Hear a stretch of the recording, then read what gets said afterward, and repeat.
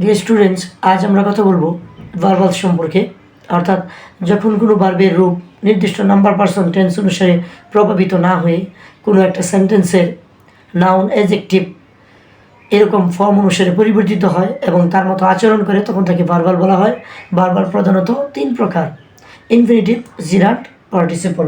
অর্থাৎ এটা প্রথম একটা জানতে পারি আমরা কি, জিরান্ট, যেটা একটা রূপ হলো কি ভার্ব প্লাস আইএনজি, অর্থাৎ ভার্বের সাথে আইএনজি হিসেবে কাজ করবে এবং নাউন এর মতো কাজ করবে।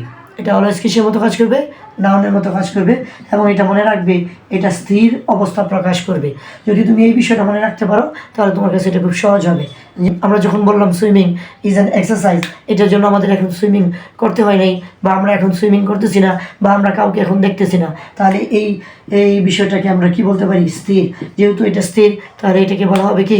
একটি জিরান্ট।